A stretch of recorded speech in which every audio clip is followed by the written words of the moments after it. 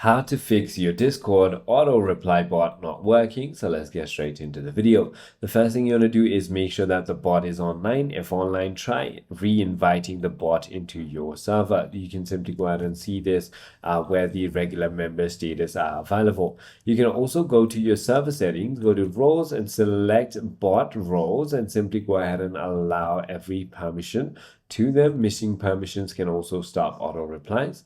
If that is not the case, you want to simply go to the bot's dashboard and ensure that the trigger word and replies are correct. Check for typos or missing responses. You can also select the channel setting, make sure the bot has permission in the channel, and check if the bot or channel restricted the bot. If that still doesn't work, you want to simply go ahead and disable conflicting bots. So other bots may also block or override responses. Disable one by one to find the conflict. If nothing works, you want to simply go ahead and try to restart the bot or kick him out and then re-invite him. I hope this video clarifies everything for you. If you have further more queries, feel free to comment down below and I'll see you on the next one.